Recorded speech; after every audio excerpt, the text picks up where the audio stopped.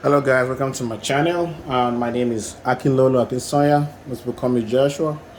And I've been doing this lecture, these questions past few weeks now. I usually do one video per week. Uh, I have other engagements. But last video we ended at question 30. And today we're going to start from question 31 to question 40. And then after that we'll do 41 to 50 in the next video, and then 51 to 60 in the next video. The reason why it takes that long is because I try to explain how to get these answers in an environment that you have limited time, exam situation, but at the same time give you knowledge of how you can break down this question and then answer the question. So in question 31, I'm using the official Ag Prep Guide 2021 to 2022. If you have the book, I'm currently on page number 61, question 31. I'm going to read the first part of the questions that says, or kind of like a summary or a preamble. It says, Jen is doing an experiment to determine whether a high protein food affects the ability of white mice to find their way through a maze. The mice in the experimental group were given the high protein food. The mice in the control group were given regular food. Jen then timed the mice as they found their way through the maze. The table shows the results. So you have this table, mouse number 1, 2, 3, 4, and 5, and then it takes the time it takes for the experimental group to go through the maze and the time it takes for the control group to go through the maze. And we also have a kind of question that says the average time the mice in the experimental group took to find their way. Average time. So we're going to have to find the average of the experimental group.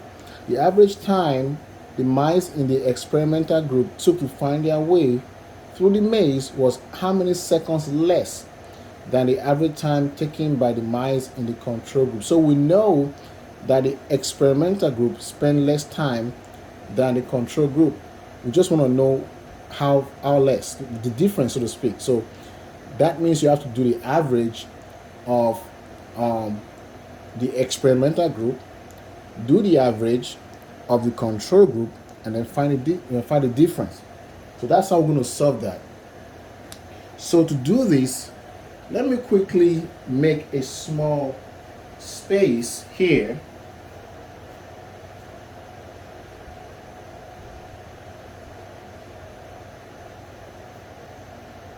Because if you look closely, you will see that we're given the time in two different units, in minutes and in seconds. It is easier to convert everything in seconds because your answer is going to be in seconds. Yes, this answer is actually in seconds. So how many seconds less than? So your answer is in seconds. So you have how many seconds right here? And the keyword average. And then less than. Less than means negative, right? Minus. So let's do this real quick. Let's convert these numbers to seconds, right? So I'm going to draw a different table here.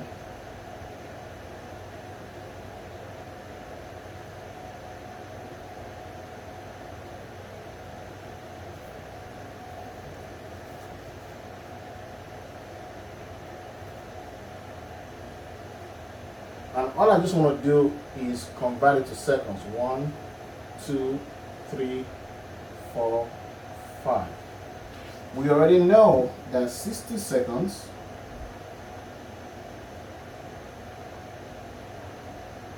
is equal to 1 minute. 1 minute is equal to 60 seconds. So this, whenever you see 1 minute, that means 60 seconds. So for this one, we can say for this item 1, we can say 60 seconds, which is 1 minute, plus 46 seconds. That gives you 6. 4 plus 6 is 10, so you get that give you 106. So this right here is actually 106 seconds. This is 2 minutes, 2 seconds. So 2 minutes is going to be, if you have 2 minutes, how many seconds would that be? Let's say this is x seconds. Let's call this x, because we don't know what that is, right? So 2 times 60, if you do the cross multiplication, you have 2 minutes times 60 seconds, right? Is equal to 1 minute times x second. So since we're looking for the number of seconds, we can divide both sides by 1 minute.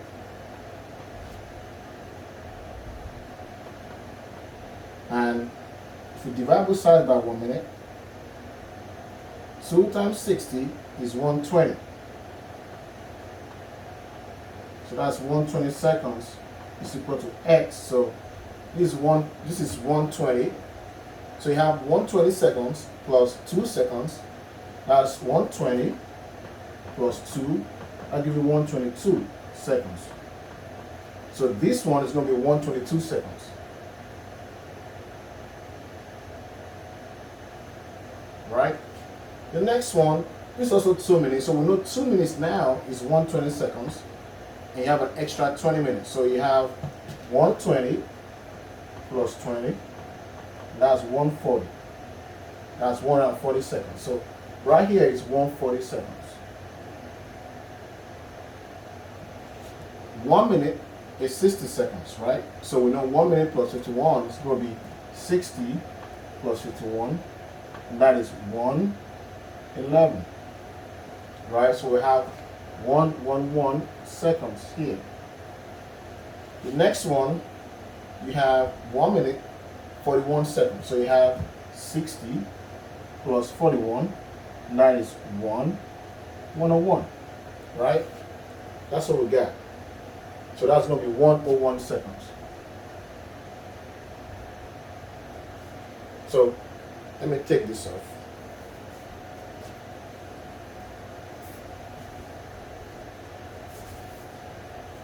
Let's do the same thing for this right here. We know that 2 minutes is 120. So that's 120 plus 13. That's 3, 1. That's 133. So write 133 here in seconds. 1 minute is 60. So you have 60 plus 49. That's 9. 4 plus 6, that's 10, so you have 109. So you have 109 seconds. The next one is 2 minutes and 28. So 2 minutes is 120, you have 120 plus 28, and that'll give you 8, 4, 1. So this is 148 seconds. 2 minutes and 7, 2 is 120, 2 minutes is 120, so you have 120 plus 7. Now I'll give you 127. So you have 127 here. And then you have 1 minute, 58. So that is 60 plus 58. That'll give you 8, 11. So 118. So this is 118 seconds. So all you got to do now is do the addition of these times and this one, and then we're going to do the average, right? So we know that average is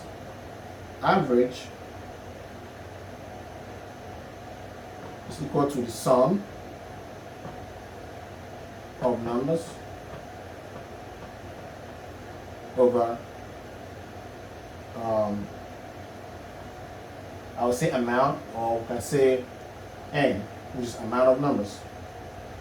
How many numbers, or how many numbers you have, how many count of numbers you have, right? So you have 1, 2, 3, 4, 5. So here you're going to have 5 right here, and then the sum of these numbers is what we're going to find. So if you pull out your calculator, if you do the sum you should have 6 plus 2 is 8. 8 plus 0 is 0. 8 plus 1 is 9. 9 plus 1 is 10. So you have 0. You have 1 extra. 0 plus 2 is 2. 2 plus 4 is 6. 6 plus 1, 7. 7 plus 1 is 8. So you have 8. And you have 1 plus 1 is 2, 3, 4, 5. So you have 5A. So this average will be equal to, if you do the math, you have 5 over here, 1. 5 can go in 8 one time. You have 3. 5 and 3, 5 and 30 is 6. So you have 116. So that's 116. So the average here is 116. So let's do the average for this one. Let's do the average of that. So if you do the math, you have 3 plus 9, 12. 12 plus 8, 20. 20 plus 7, you have 27. 27 plus 8, you have 35. So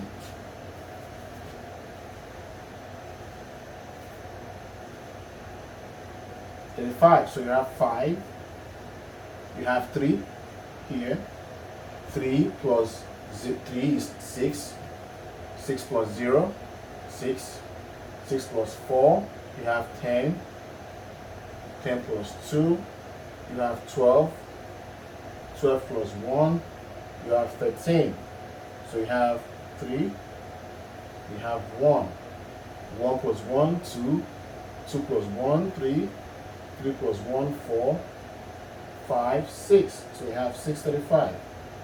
If you do the math, 6 in 5 and 6 is 1. You have extra 1. 5 and 13 is 2. That's 10. You have 3. And 3 here, you have 35. 5 and 35 is 7. So this number is 127. So the question is, what is the difference? By how much is this less than this? So you say less than that. That'll be 127 minus 116. And if you do the math, that equals to 11. I think that's 11. So your answer is this right here, B. So that's how you solve that question. Your answer is 11. Let's go to question 32. So question 32 says, in the United States, phone numbers begin with a 3-digit code. Now there are restrictions on some of the digits, but in the future, as more and more area codes are needed, the restrictions may need to be lifted. If and when there are no restrictions, and each of the 3 digits can be any integer from 0 through 9, how many area codes will be possible? How many area codes will be possible? So, to solve this, the integers is 0, 1, 2, 3, 4, 5, 6, 7, 8, 9. That is about 1, 2, 3, 4, 5, 6, 7, 8, 9, 10. That is 10 numbers. These 10 numbers can only take the form of three digits. The 3-digit code can only be X, Y, Z. It could also be X, Z, Y. It could be Z, X, Y. It could be Z, Y, X. Right? It could also be it could also be, let me see, X, Y, Z, I have that. X, Z, Y, I have that. zxy, zyx. So that is the only way it could be, right? That's the permutation, so to speak, combination. To solve this question, all you got to do is take number of numbers you have, which is 10 numbers, 10, and then number of digits in groups that they can be is 3. So 10 raised to power 3, and that is 1,000. But this is actually, this right here is 10 times 10 times 10, and that is 1,000. So the answer of the possible number of codes is 1,000. That's how you solve that. So in this case, you can have, it could be 0, 0, 1, 2. It could be 0, 2, 1. It could be 2, 0, 1. It could be 2, 1, 0. And you can take it like that off and on. It could also be 0, 1, 3. It could be 3, 1, 0. As you go on. So that is how you come about. If you do that continuously, you're going to have 1,000 possible combination or 1,000 possible codes. So that is your answer for question 32. Let's go to question 33. So let me give you a simple one just to drive the way you do this home. Say you have two numbers 0 and 1 that can only be arranged in two codes, instead of two codes, right? So you have two codes. So in that case, for this one, you can actually arrange this as 0, 1, 1, 0, 0, 0, and 1, 1. If you count this 1, 2, 3, 4, so you have 4 codes. And how do I get 4 codes? If I use the same rule here, I can get this 4 code by saying I have two numbers, 0 and 1. And the code is in 2 digits, right? So I put 2 right here. And that's equal to 2 times 2, and that's 4. So that's how I write 4 codes. Or let's say we have 3 numbers. And that example, 3 numbers, we have 0, 1, and 2 that can only be arranged in 2 code, in a 2 code system. 2 code system, right? That will give you, if I use that same rule, and that rule is NR, where N right here is the number of digits that you have, and R is the code system. So NR, if I use NR, N here is 3, and R is 2 code, which is 2. That's equal to 9. 3 times 3, and that's 9.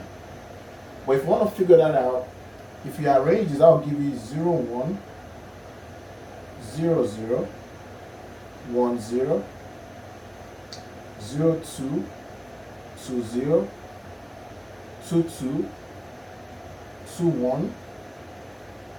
That's the 1, 2, 3, 4, 5, 6, 7, 8. There's one more missing. We also have 1, 1.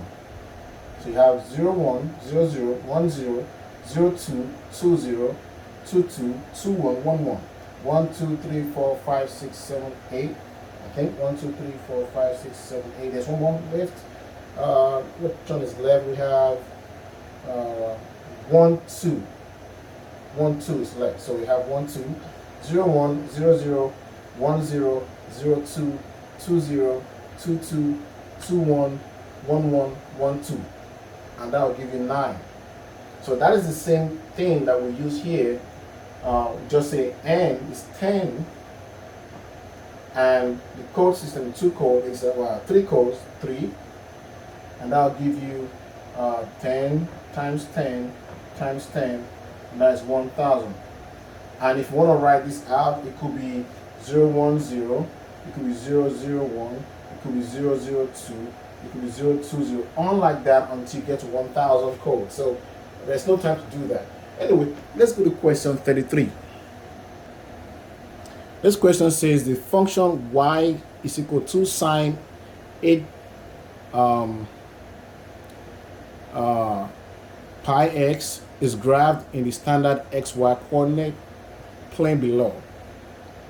How many x-intercepts does the graph of this function have on the interval 0 is less than x x is less than 1. So they're asking you for the number of intercepts on the x-axis. That's what they're saying. Number of intercepts on the x-axis, which is very simple, right? Intercept is where you have two lines cross. So if you look at it, and they're already giving you, it should start from between 0 less than x, x less than 1. So you have this 1 right here. So you're not gonna count this one. You won't count that. So that means you will not count this one, and you will not count this one. So you're only going to count the intercept. So you have 1 intercept, 2 intercepts, 3, 4, 5, 6, 7. 7 intercepts. So your answer is C. That's how you solve that. So if you read the question carefully, how many x intercepts does the graph of this function have on the interval 0 less than x, x less than 1? And that's what they're asking you. So between this and this, the answer is 7. You got 7 intercepts. Let's go to question 34. Question 34 says, if both x and x divided by 3 plus x divided by 7 plus x divided by 9 are positive integers, what is the least possible value of x? Definitely x will have to be some kind of positive integer. In this case, let's take this one. We have x over 3, x over 7, x over 9. This should give you 63, right? So that will be 21x. So 3 divided by 3 is 21 times x, 21x, plus 63 divided by 7 is 9. That's 9x, plus 9 divided by 3 is 7. That's 7x. So if you add all this together, you have 37x divided by 63. The only way that this x can be a positive integer that is whole is if this x is also 63. So in that case, because if you have 37 and x is 53 divided by 63, you're going to have 37. That's the least number. Anything below this, you're going to have a fraction. Anything above that will be too much. It's not going to be least, right? So in these numbers here, the least here is 63. So your answer is 63. That's how you solve that. If you chose 27, which is 37.27 for example, then 9 is going to be here. You have 3. 9 here is 7. And you're going to have a fraction. It's not whole. It's not a positive whole integer. If you have 189, even though it goes through, because this is going to be times 3, you only have it not being the least. If you have 21, it's not going to be the least because you're going to have a fraction. So it's not going to satisfy this right here. That's why your answer is 63. But with 63, you will not have a fraction. And that's how you solve that. Let's go to question 35. Question 35 says, in the parallelogram ABCD shown below, the diagonals intersect at E, right? This is E right here. And angle BDC, which is BDC, this angle right here, is equal to 42 degrees. So this angle, let me draw it very well.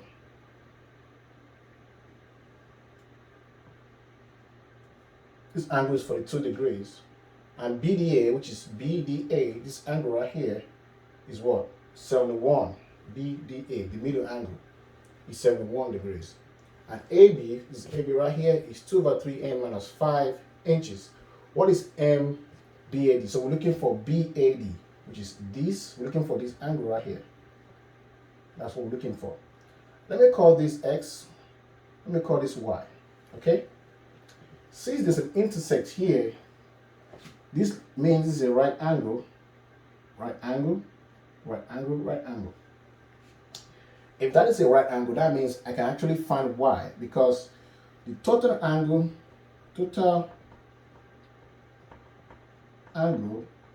in a triangle is 180 degrees, right? So I have three angles in this triangle, looking at this triangle right here. So that would be Y plus 71 plus this angle, which is 90 degrees, because it's a right angle triangle, gives you 180. So in that case, I can say Y is equal to 180. If I move this to the other side, I have 71 minus. It's going to change to minus. If I move this also, it's also going to change to minus. So I have minus 90. So Y is equal to 180 minus 71 minus 90 will give me, that will give me about 21. Am I right? Or 11? I don't know. 21 maybe. So 180 minus 90 is 90. 90 minus 71 is 21. So that's 21. Yeah. Is it 21? I think it's 21. So you have 90 minus 71. You have 10. You have 9. You have 1 here. That's 8. You got 19. Sorry, my bad. 19. So I got 19. I don't know why I have this some, but I got 19 degrees. So Y is 19 degrees. So, but I also need X, right? I know if I don't know what this is right now, but I know if I had this and this and this together, I should also get 180. So if I do the math, that'll give me X plus whatever this is. Let me call it Z. I don't know what it is. I'm gonna call this Z. Okay, plus 90. Let's go to 180, right? But I know what Z is. I know what Z is because if this is 42 and this is a parallelogram, Z is going to be 42 also, right? If this is 42, the angle here is going to be 42. If this is 71, this is going to be 71 also. So I know this is actually 42. In that case, I can say X plus 42 plus 90 is equal to 180. That means X is equal to 180 minus 90 minus 42. Nice. X is equal to 180 minus, if I minus 90 minus 42 will give me 2 here, and give me here I'm going to have 13. So that's 132. So X minus 132 should give me 47, I think, 48 maybe. Let's give me 48 degrees. So now I know X. Now to get Y and X, which is this angle right here, this angle, that means angle BAD will be equal to X plus Y, and that will be equal to X is 48 and Y is 19. So if I do the math, that will be 67. So that angle is 67, which is D. That's how you solve that. And then there's also a follow-up question to that about question 36. So question 36 is talking about the length, which we're going to see in a few. Question 36 is, and I'm going to quickly write that down so we can see it. So 36 says, given that DC equal 1/3n plus 7 inches, what is the value of n? So they gave us DC, which is from here to here. And again, don't forget, this is a parallelogram, which means opposite sides are also equal, right? This side is equal to this side, this side is equal to this side. If you know that, that means that 2/3n minus 5 is equal to 1 over 3n plus 7. So that means that 2n over 3 minus 5 is equal to n over 3 plus 7. So what you want to do is bring like items together, which means this is going to move here and this is going to move here. If you do that, let's move the 5 to the other side. This sign is going to change. So we have 2n over 3. And let's bring this one to this side. That means the plus side is going to change to negative. So you're going to have minus n over 3 is equal to 7. And the plus 5, because the sign is going to change whenever it goes to the other side. So that gives you 2n over 3 minus n over 3 is, if you do the math, common factor is 3. 3 in 3 is 1. 1 times 2 is 2n is 2n. Minus 3 in 3 is 1. 1 times n is n. So you have 2n minus n over 3 is equal to what? 12, right? 7 plus 5 is 12. So simplification, right? We're going to try and simplify this thing, right? So multiply this or times it by 3.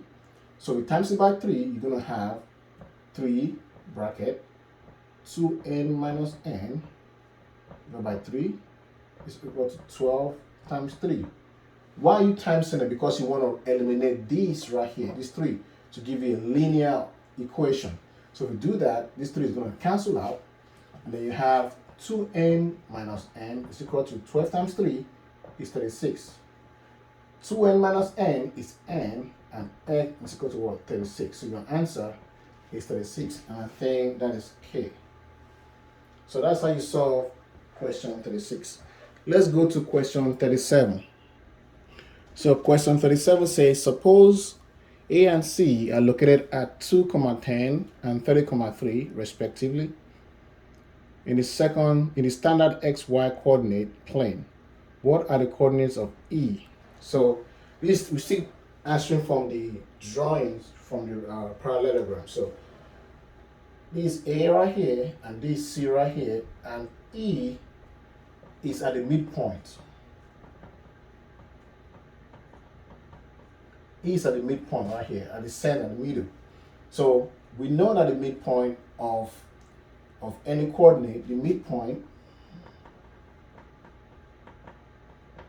of the coordinate is what? X1, x2 divided by 2, comma, y2 plus y1 divided by 2. That's the formula for the midpoint. So that's just what they're asking you. What is the midpoint of what is the coordinate of the midpoint? X1, x2. So we're given 210 and 33. So midpoint, this is going to be x1, y1, x2, y2. So what's our x1? 2 plus, what's our x2? 30 divided by 2, comma. Our y2 is 3. Now y1 is 10 divided by 2. So this right here is 32 divided by 2, comma, this 13 divided by 2.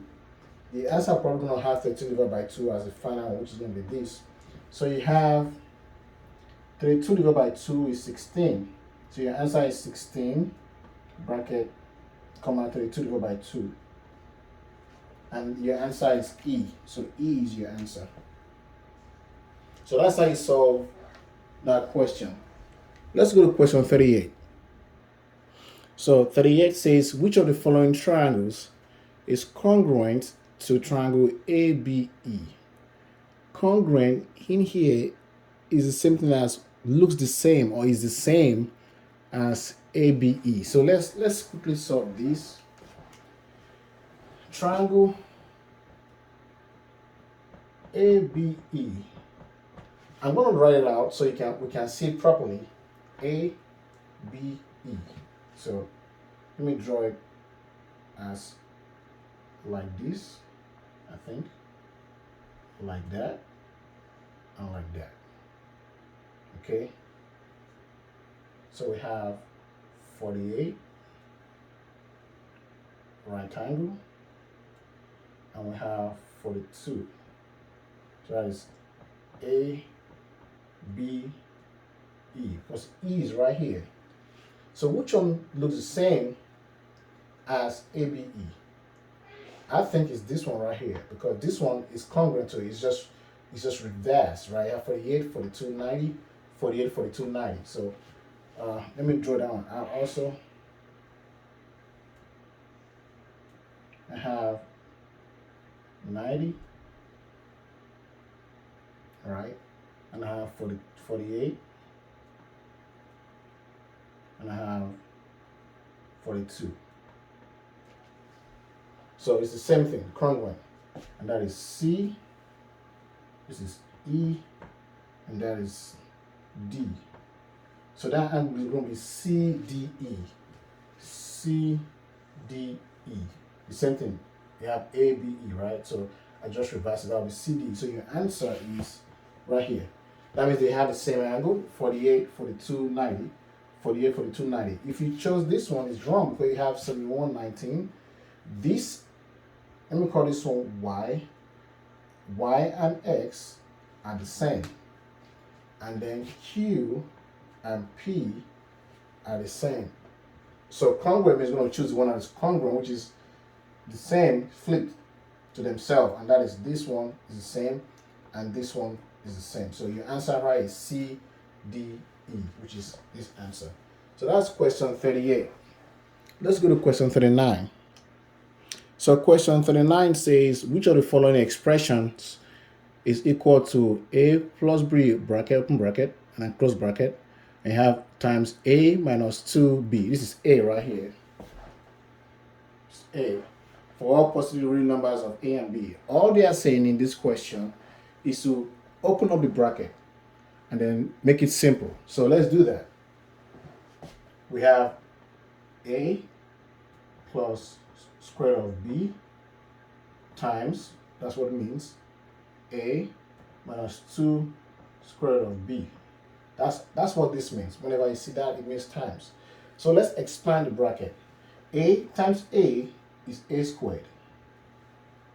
A times minus 2B is minus, because there's a minus there, 2A, and then square root of B. Then open this one, square root of B times A is going to be plus A square root of B, and then you have square root of B times minus 2 square root of B. When you times a square root by another square root, the same number is going to be, the answer is that number. For example, if you have square root of 2 times square root of 2, it's going to be equal to 2. This is going to cancel out. The reason is because square root means 2 half times 2 half. That's what that means. Half plus half is 1. So you're going to take the 2 and then add these ones together, which is 1 over 2 plus 1 over 2. That's 1. So that's 2 raised by 1 is 2, right? That's what square root means. So when you have square root of two different numbers, two same numbers, the answer, when you multiply them, the answer is going to be that number. So that's just an example. So if you multiply this by this, that will be 2. You have negative. You have 2. This root is going to cancel this root. So you're going to have 2b. So now, all you got to do is bring like times, right? Like times together. You have a squared minus 2a square root b plus a square root b is a square root b minus 2b. So your answer is going to be square root of, it's going to be a squared minus a square root of b minus 2b. And I think that answer is B right here. This is your answer. So again, this right here, if you multiply the square root by square root, you're going to have of the same number, you're going to have that number without a square root. So that is how I got 2b right here. And if you just simplify this, you're gonna have a squared minus a squared of b minus 2b, and that's option B. Let's go to question 40. Question 40. So question 40 says the track of a model railroad display is set up as a two circles that are tangent to one another and have diameters of 30 feet and 50 feet, respectively, as shown below. The engine of the train travels at a constant rate of 75 feet per minute. To the nearest minute, how many minutes does the engine take to go in a figure 8 pattern around the entire track? Exactly 1 minute.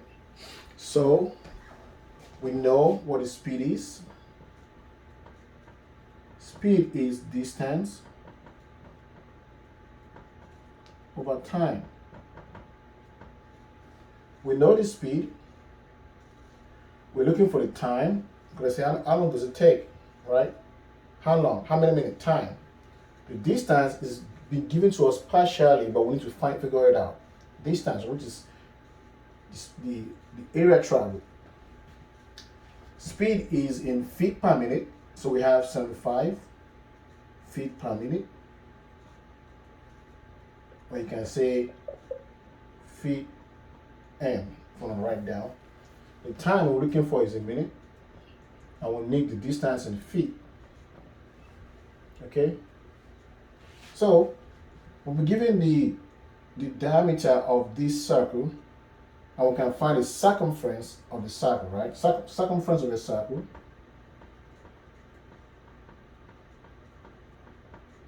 is 2 pi r. R is equal to radius, and pi is 22/7. So for the first circle, the circumference is going to be 2 times 22/7 times, what is r? We're given the diameter.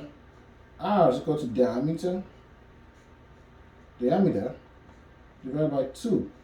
So for the first circle, r is going to be 30 divided by 2, which is 15.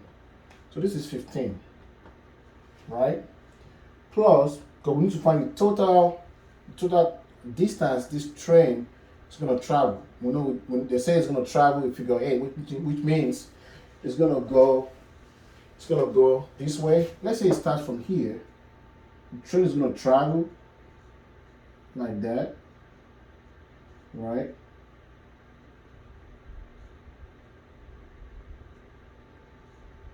Like that. Exactly. So it's going to start from here, go this way, go like that. So we need to have the two different circumferences. So the first circumference is this. The second circumference is going to be the same thing, 2 times 22/7 times the r in this case is going to be 50 divided by 2, which is 25. So it's going to be 25 in this case, right? So since I can definitely rewrite this to make it a lot easier when using your calculator in the exam, so you don't get confused, right? If you want to do that, this 2 is the same. Just bring it out. So you have 22/7 bracket. You have 2 times 15, right? Plus, and you can double bracket that, plus 2 times 25, right?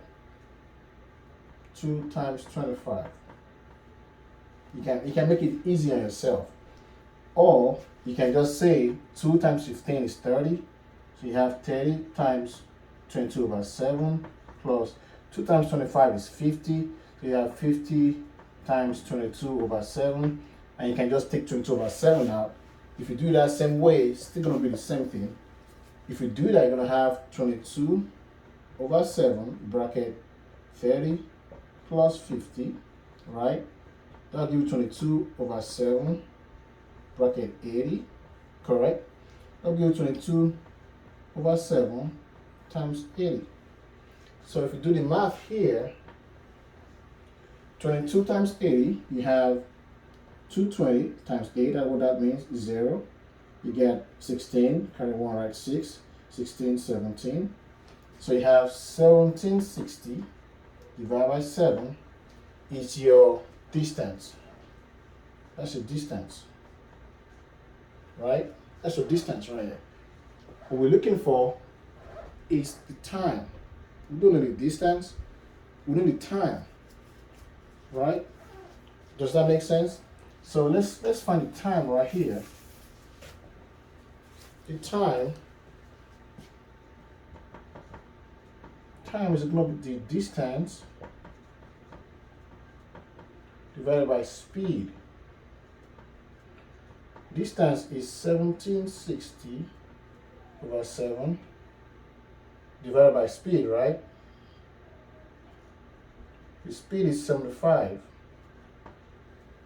So if you do that math, if you do the math, that should bring you to, where's my calculator? I don't have a calculator here.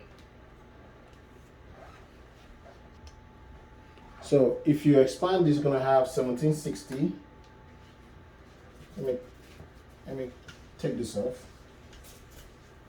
1760 divided by, if you times this, you have 7 times 5, 35, you have 3. 7 times 7, 49. 49 plus 3 is 52, so you have 525. And then 525 divided by this, it's going to be 3.34, I believe. So that'll be 3.34. So to the nearest number, your time is going to be 3 minutes. And your answer here is H. Yep, that's your time. The time is going to be 3 minutes. So that's how you solve that question. I hope you enjoyed this tutorial, and I hope you learned something. And I hope you're able to understand how the answers are arrived at. If you don't mind, I appreciate it if you love this video. Subscribe to the channel. I appreciate that. And also share with your friends that need help, especially with their math ACT. The next video, we're going to be doing 41 to 50, and then we're going to be doing 51 to 60. Thank you for watching my video. I appreciate it. Again, I'm going to be doing some other classes like chemistry for beginners. I'm going to be doing chemistry and maybe physics. I never know. My time is very, very compressed right now. I'm working a 9-to-5 job, and I got other things I have to do on a daily basis. So that's why it takes me time to really bring out, solve this question and then post on YouTube. But, I'm going to appreciate that if you're able to subscribe and like the video and drop your comment if you want me to do something different. That gives me kind of like a boost to keep doing what I'm doing. Thank you for watching this video. I appreciate you all, and I wish you the best of luck in your exam. Thank you. Bye-bye.